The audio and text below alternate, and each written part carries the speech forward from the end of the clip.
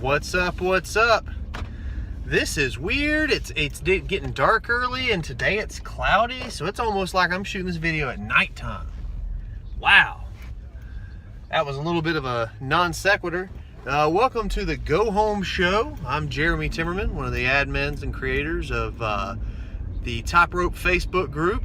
I call this the Go Home Show because I am driving home from work, so I'm gonna loosen this tie up a little bit. It is November 8th. We are like a week and a half away from Survivor Series 2017. And business is picking up. I will give the WWE credit. They have not been afraid. Now, some of it, I don't know all the reasons, but this show, I'm not really going to get into like recapping this week's shows. The overarching theme is WWE has not been afraid to mix things up heading into a pay-per-view. For a while there, about a year ago, maybe 2 years, it was definitely before the superstar shakeup, before the brand split, before all that. Especially when you got within a couple weeks of a pay-per-view, they weren't going to change anything. No title changes, no match changes. And so it had kind of gotten to where the go-home shows, the actual go-home shows, and especially like 2 weeks before a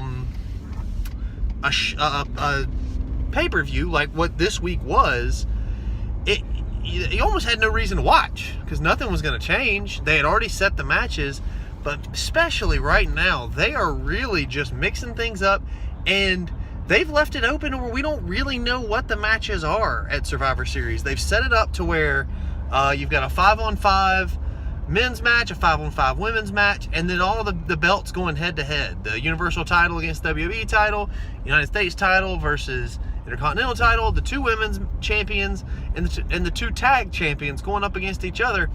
But all those matches were set up as that, not as the Shield fellas against the Usos, but as the Raw tag champions against SmackDown champions. So what that left us open for this week was the Shield boys lost the tag championships to the Bar, or we call them Cesaro. And I really like the way they did that. I do believe that initially the plan may have been to play up Roman Reigns' allegiance. Who would he be loyal to? His Shield brothers or his cousins, the Usos? And I think that was probably the initial plan. And then he got sick and wasn't able to participate in TLC, so he wasn't able to participate in that match. So we haven't even had a match where the Shield is together. They haven't really been actually together on the show that much. So I think they probably wanted to bail out on the Shield boys versus the Usos. I do believe the initial plan was to have American Alpha 2, or whatever you want to call them, Chad Gable and Shelton Benjamin, beat the Usos this past week. That was my read, that they were supposed to beat the Usos and take those tag titles, and then it would have been the Shield guys against Alpha 2, I think. But then they found out that Roman was going to be healthy for Survivor Series, and they came up with a better plan. Now, if you haven't, I'm not spoiling anything. I haven't read this online anywhere.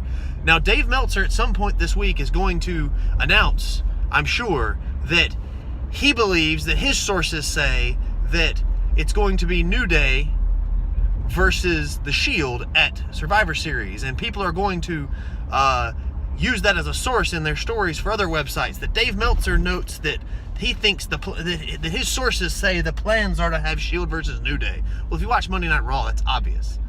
The New Day cost the Shield their tag titles on purpose for no reason, and the Shield are going. Now, maybe this manifests itself in the Shield coming over to SmackDown and attacking the New Day and kind of leading the retaliation that we've been waiting on. Or maybe it's just simply Shield comes out on Monday with Roman Reigns. We know Roman's supposed to be there on Monday.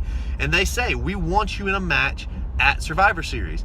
But either way, it was obvious from the booking, that's what's coming. So I think what happened when Roman turned up to be healthy, and the New Day didn't have anything, that this became the plan. So then, of course, once the Shield doesn't have their belts anymore, The Usos were free to keep their belts, which I think is the better play anyway. And that's where we are. So I really like what they've done.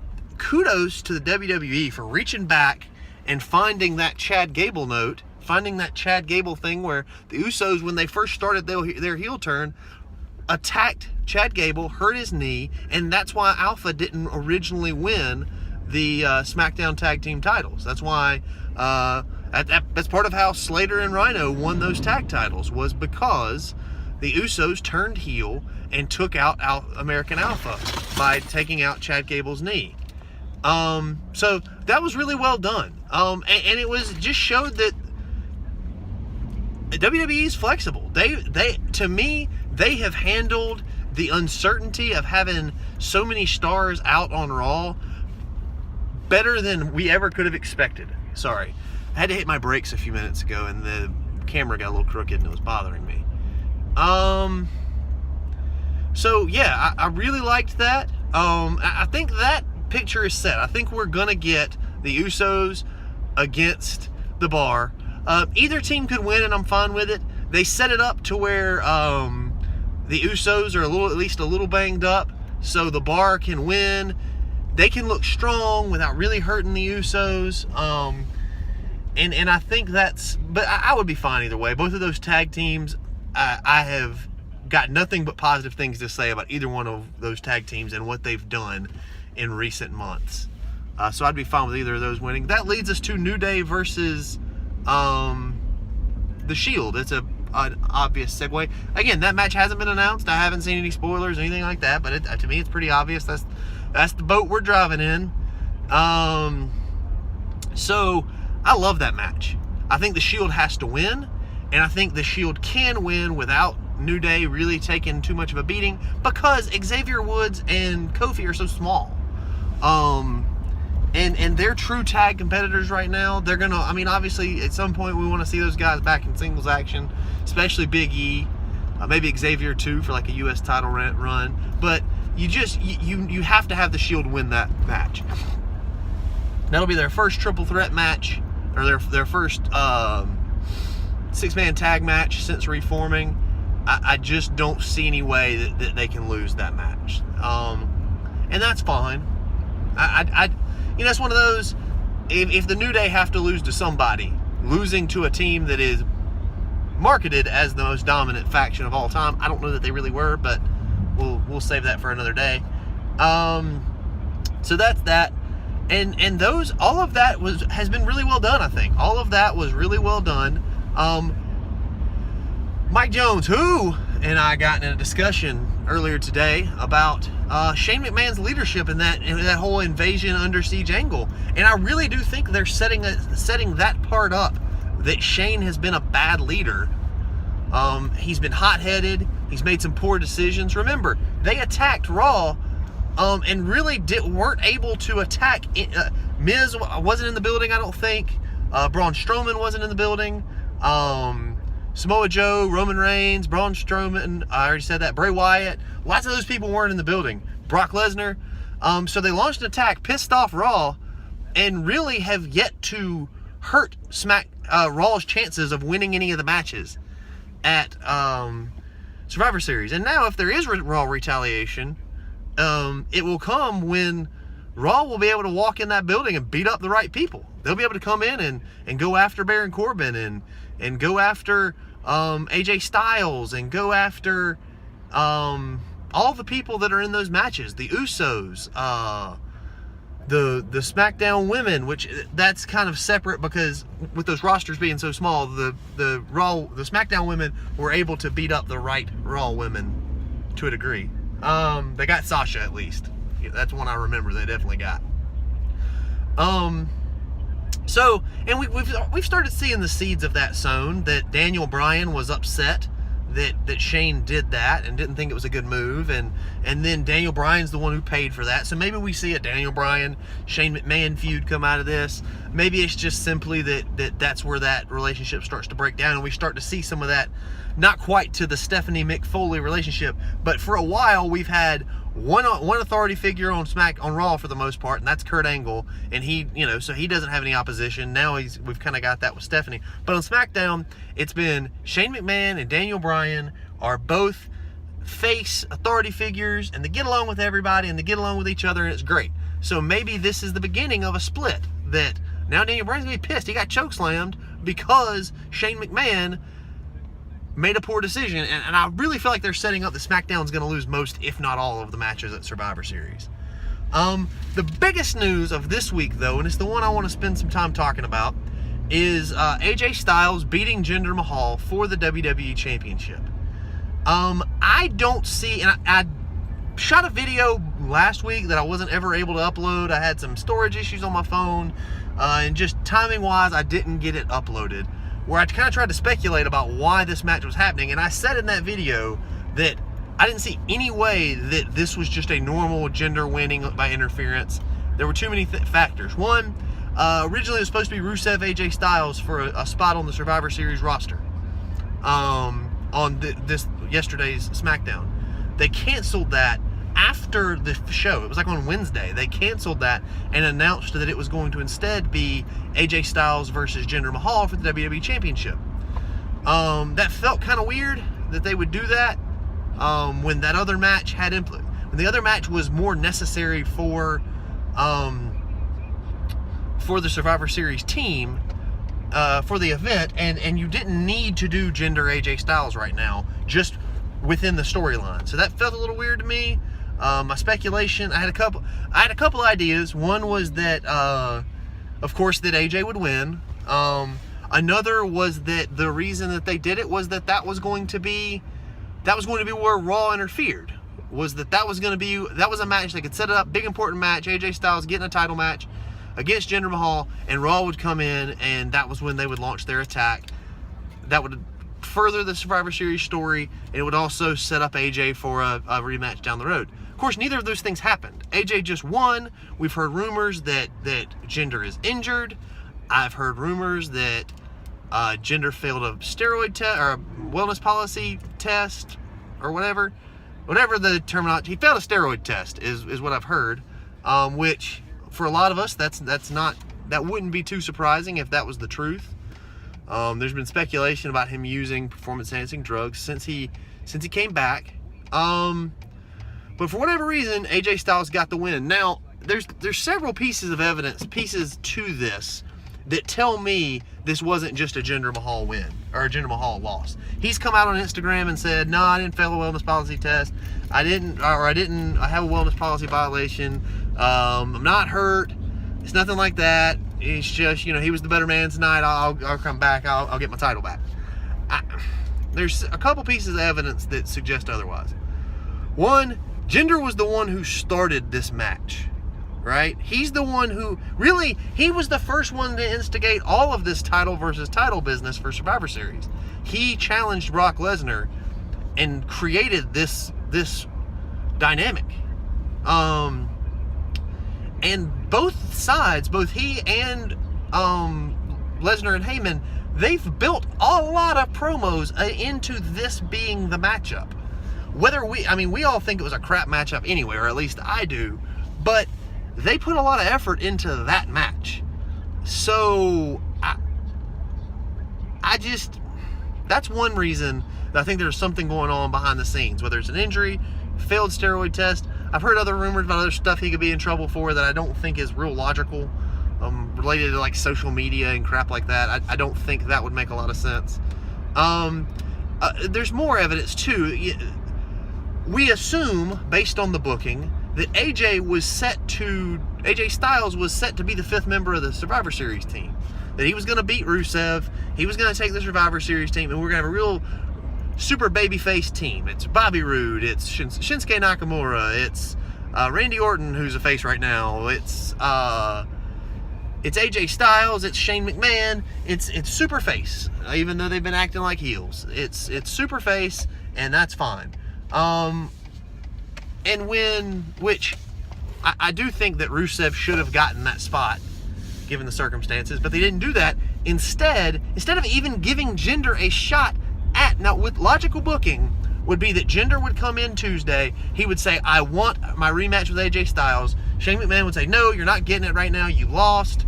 AJ, it's not fair to AJ to have to face you 5 days before he's got Brock Lesnar.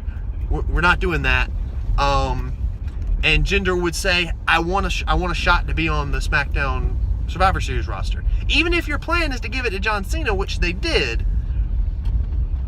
you would have Jinder face John Cena for that spot. Now, Shane would say, well, I mean, you're right. Maybe AJ was going to get a shot at that spot. Maybe you deserve it too. But I was going to give that spot to John Cena. So you have to beat John Cena to get that match. And then John Cena wins. The fact that today they just announced John Cena is going to have that 5th spot, Jinder doesn't get a shot at it. They had Jinder attacking the Sings on the way out the door last night. I just feel like there's a lot of evidence that this wasn't just a title loss. That there is something going on behind the scenes that they needed to get that belt off of Jinder right now. I don't think it's simply that they'd suddenly discovered that people wouldn't want to see Jinder versus Brock. Because they should have known that from the get-go. That was obvious that people really weren't that stoked about that match. So I really think there's something underlying there, and there's lots of smoke that suggests that this was a last-minute change because something happened. Whether it's an injury that's worse than we all realized. I don't think that's the case because Jinder, that was his best match last night, and he did a lot. It was not a match where he looked protected at all. He really laid it all out there. So I think it's more likely that I just think he's in trouble for something. Probably a wellness violation. That's the only thing I can think of that would be serious enough that they will make a title change this close to Survivor Series.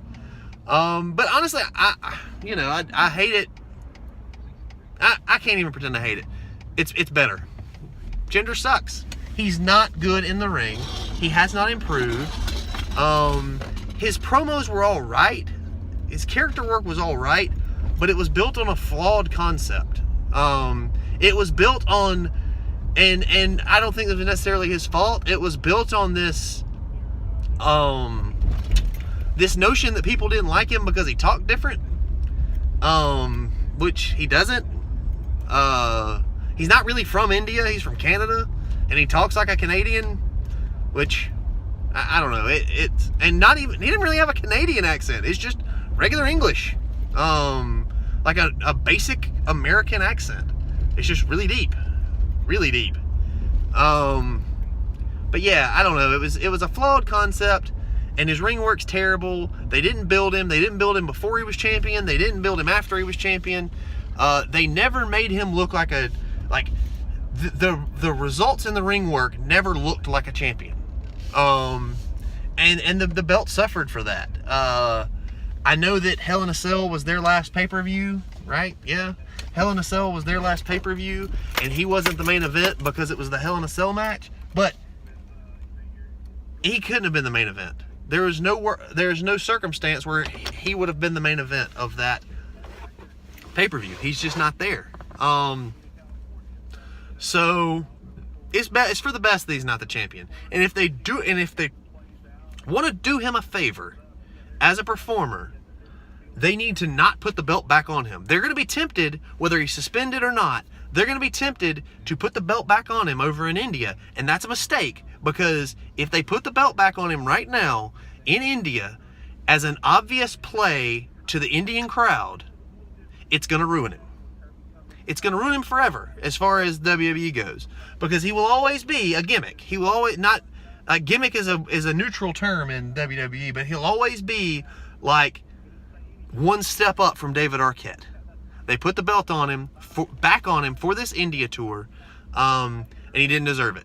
And that's always going to be who he is if they do that. So my advice would be, whatever's going on with Jinder behind the scenes, whatever reason the belt came off of him, leave it off of him, drop him down the card, let him work his way back up, and let him improve to the point that he can be a real champion again. So that's all I got. And let me know what you think in the comments down here or on the group. And for now, that's been the Go Home Show.